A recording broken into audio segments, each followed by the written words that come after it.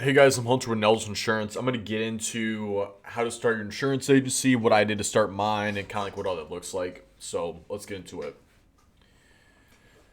All right, I'm located out of Sioux Falls, South Dakota, which is not a whole lot of insurance agencies here compared to like everywhere else. I mean, South Dakota's probably got 900,000 population. I'm in Sioux Falls, which got like 250, and there's probably shoot, I don't even know, probably 50 insurance agencies here. So there's still quite a bit, but I mean, you get into obviously the bigger states, bigger cities, you're gonna deal with a lot more. But yeah, I mean, when I first started the thing, I get asked quite a bit. Do you need prior experience? What does that look like? How much money should you have set aside? All that stuff. My situation's quite a bit different. As you can tell, I'm a lot younger than most agency owners, so it's gonna be a lot different. I mean, when I first started my agency, I actually started the agency technically in high school, so I started as an S corporation. If you guys aren't quite sure to do S corp or anything on those lines, like an LLC, wouldn't definitely recommend an LLC for tax purposes. So an S corp is gonna be a good way to go there. I got my license in high school. I studied through. Well, I do what my dad did because he had a captive agency, and so he had a book because he got his license back in like 2009. Definitely don't recommend that. I have all my employees, everybody now, hop on Kaplan. We just got like the basic subscription, so you don't need anything too crazy there. But Kaplan, I mean, my brother just took it and he passed his first try with a 77. So, but he did study quite a bit. Probably takes about 40 hours of studying or so. And then, yeah, I did that. I would recommend experience though. So I got in with no experience. My dad wasn't around the agency or anything when I got in.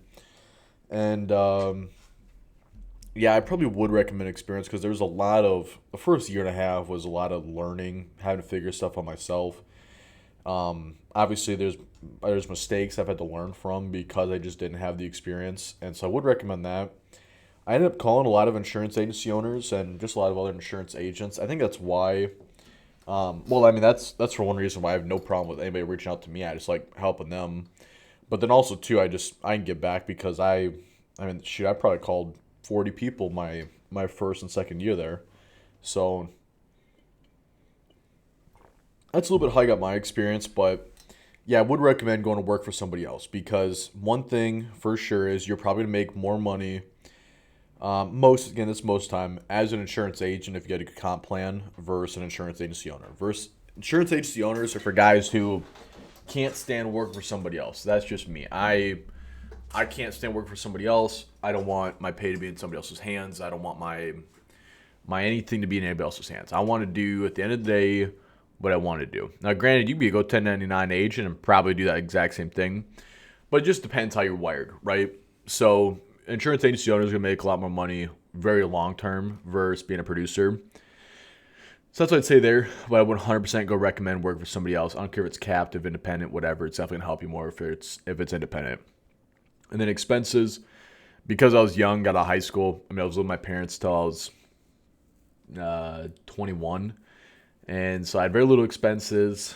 I got lucky; my parents paid for my car in high school, drove that thing around, and so yeah, really had like nothing for expenses. I mean, I could go without a paycheck and be just fine. So, but obviously, a lot of the people who are watching this have families, have expenses, got a mortgage, all that sort of stuff. So you're gonna want to save up some money. I mean, I've heard the insurance guys podcast talk about how you probably want at least 100 grand saved up. It really just depends on how crazy you plan on going. If you plan on using an Excel spreadsheet and cold calling for your leads, you can probably keep your expenses pretty dang low. You could even run the thing out of your house if you wanted to. So there's that. When it comes to carriers and getting started with the carriers, I always recommend trying not to get into an aggregator before locking yourself into something.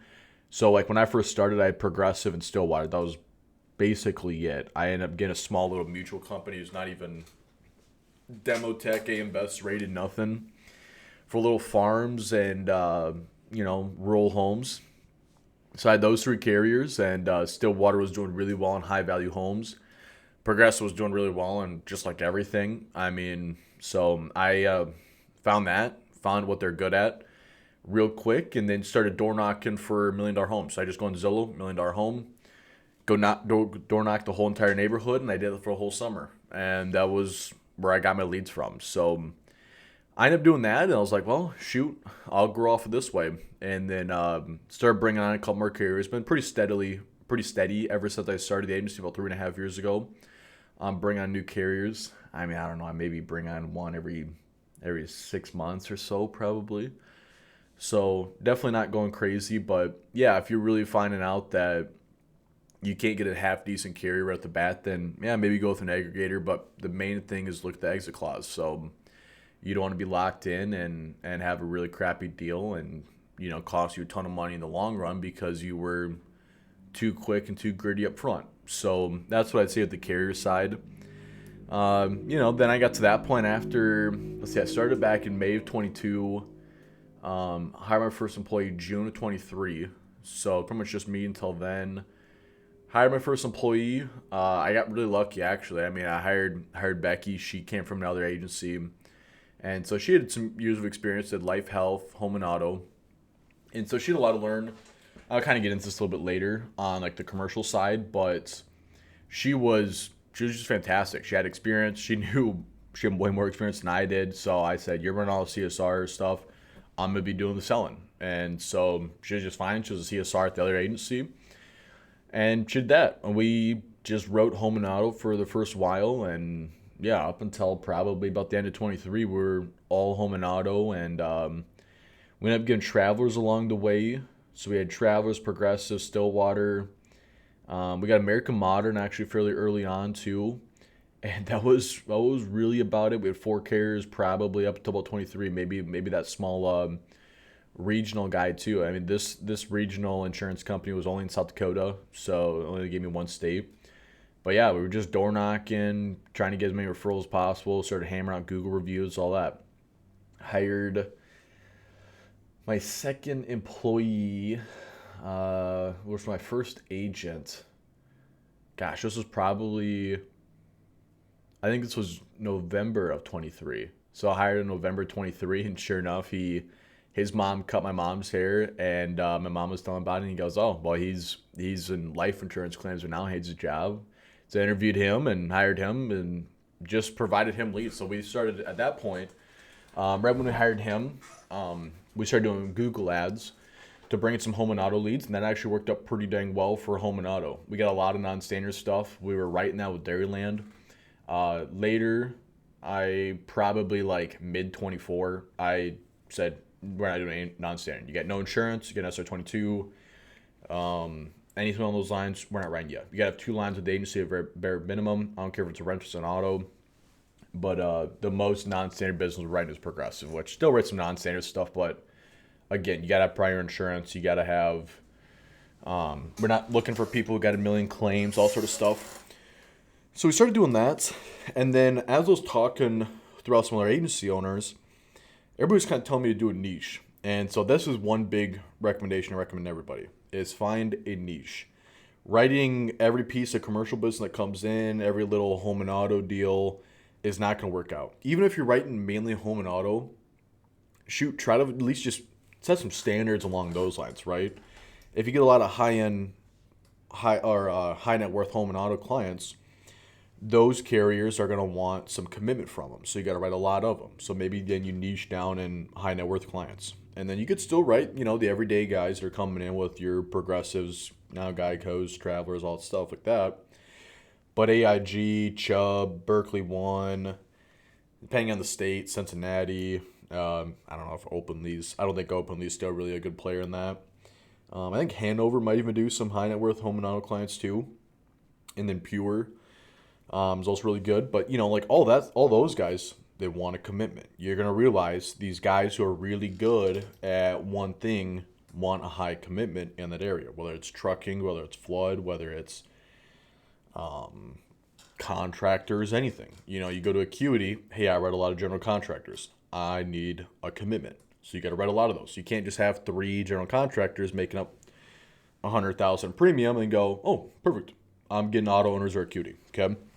So then I started finding that out. I'd recommend finding a niche. And the niche I'd recommend is whatever you have a passion for.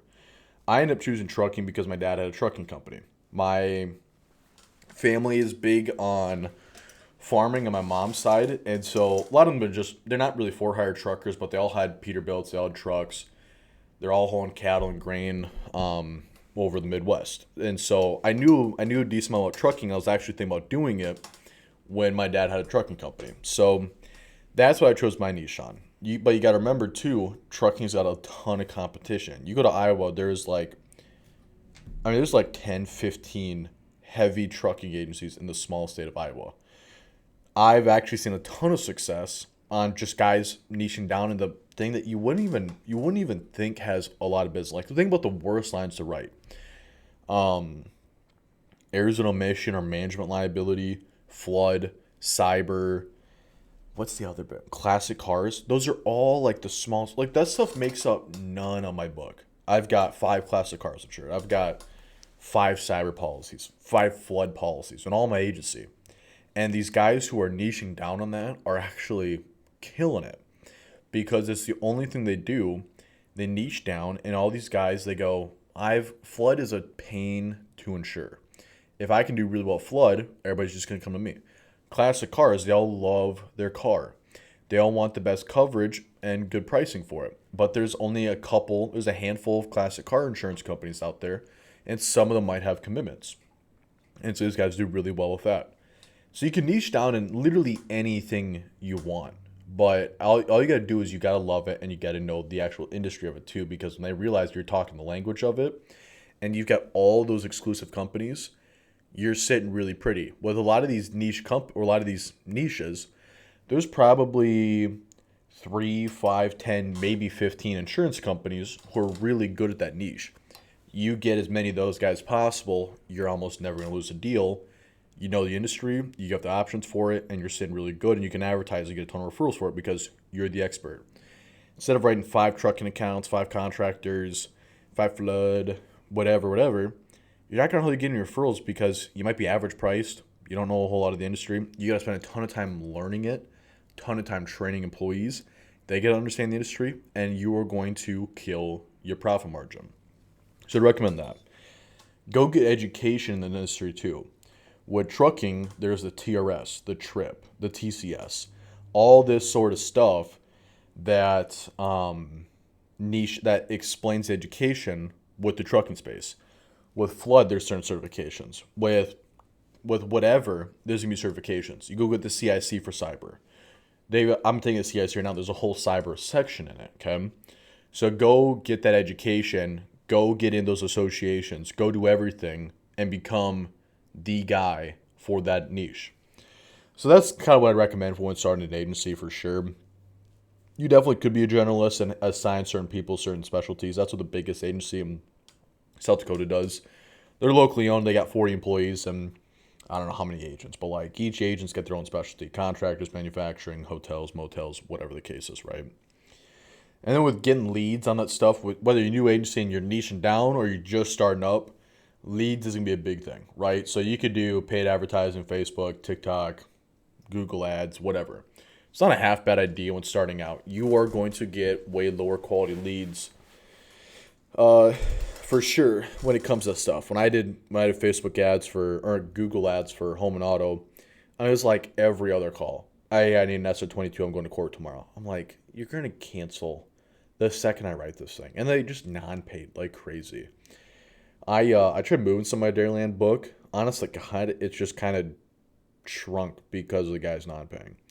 And so with our E&O, I don't call them except for the first time. The first time I make sure we get a hold of them, make sure they are aware, hey, I'm not going to reach out to you again. So make sure you set up on auto pay and you're aware you're laying your bill. Perfect, I'm not going to reach out to you again for non-pay. So just a heads up. So, yeah, I mean, that's kind of the thing there. But there's leads like that. I started door knocking and cold calling. Cold calling is not dead. It is just phenomenal. With the right software, you can go see the companies and go, yeah, I want to show this guy. No, I don't want to show this guy. Now you're going to go after your ideal clientele. It is going to bring on less leads. It's going to take longer to get a lead. The lead's going to stick longer, though, and you're going to be bringing in guys who 90% of the time, you can't see the losses, but 90% of the time it'd be somebody you want to insure, okay? So go out and do that. Go out and join associations. Go Be part of the Chamber of Commerce. Find the niche that you want to do and go be a part of that group. Everything you can online. If you're doing just home and auto, go talk to realtors, mortgage lenders, anything along those lines. Get referrals, get Google reviews, get a good website. Nobody's got a freaking good website. I mean, it's mind blowing. I think my website's fantastic, and I get compliments on it all the time. But I'll go look at guys who got 10 times the book I do, and the website looks like it has been updated for 20 years. I'm just like what a website like my website does a lot. So my website's probably $500 a month. But you can go buy a website that looks decent for $100 a month. I had a good website for $300 a month that they're managing the SEO on it, I mean, my website's got API and quotes companies for me. It's got an intranet, all that stuff. So that's a lot more than you need when you're starting out, but that's a big thing a lot of people don't even do. And it's just not enough. I mean, again, just Google reviews. And then just kind of get into that too. Like, what software do you need when you're starting off? What software do you need as you're growing here? So some of the softwares that I've got that I just couldn't live without because there's a lot of shiny object syndrome out there. Everybody's trying to give you software that you don't need, right? You need a CRM. You need a good CRM. I use Agency Zoom. A lot of people use HubSpot. HubSpot's a lot more expensive. CRM does or Agency Zoom does everything I need. So just go get a good CRM. You need obviously an AMS. If you plan on just making as much money as possible, I should say this, having the highest profit margin possible and keep your expenses real low. You could go use a Google Sheets if you do want to. I don't recommend that. That'd be a nightmare, right? But now search is cheap. Applied Epic's about as expensive as you get. So you got a wide scale there. There's QQ Analyst, there is Hawksoft, there's Easy Links, whatever. Go find the AMS that meets you guys' needs, okay? My website is fantastic. You could have a little more basic of a website and then go get your intranet off, on a separate software, but you 100% need an intranet. My website's got an intranet. You need something to train employees. You need something to keep track of appetites. You need something to keep track of SOPs, training, everything. You need an intranet. That's what I've got there. My software, somebody go fills out a quote form. It automatically pulls an Agency Zoom. Once policy sold, it automatically pulls the data into Now Certs. I have a VA go check it all. I have a VA go quote my stuff, updates it. The agent's pretty hands off on that situation. And even my quote form will go quote a company for me because I've got the API hooked up to it. So killer software, love it. I wouldn't say there's a whole lot more that I use. I mean, I use some marketing stuff like Canva, CapCut, all that type of stuff. But that's really the main thing there. I mean, that stuff is what kills it for me. I've got some AI like ChatGPT and all that crap, but nothing clear there. Just be careful on the shiny object syndrome, okay? So just get your 3 basics down right off the bat. That's basically the good way to start the agency. That's what I did. Things are working out really well for me. We're growing really, really fast. So yeah, I mean, if you guys want me to go more in depth on anything, just let me know. But I'll give you guys kind of a quick timeline of where our agency is at and what we've done. So started back in May of 22, hired first employee June of 23, hired a second employee November of 23, hired a VA over a year ago. I've got another agent. I've got another CSR. So we got 2 CSRs, 2 agents, and then me and a VA. So I plan to hire another CSR here in probably November of this year. So there's that. And then to give you guys an idea on when to hire, hey, how much should a CSR be able to manage? How much should an agent be selling? Or any of that type of stuff. A really good just handbook, because that is one thing I've always struggled with. I have no idea what my employees should be doing, anything along those lines. I have the National Alliance Growth Performance Standards. This thing is fantastic. I think it cost me maybe $150. You can also buy the Big I Best Practices report as well. They're both basically the same thing. They're put on by 2 different people. You can go see where your revenue should be at. You can go see where your CSR should be managing, how much your agent should be producing, based on the size. Has the agent been around for 5 years or 50 years? Are you guys doing 50,000 revenue or 5 million revenue? It gives you all those categories. So I'd 100% recommend getting that. It's been a huge help. And yeah, that is how you kind of start the agency. Very broad, quickly run through. That's how I started mine. And feel free to reach out if you guys have any questions. Thanks for watching.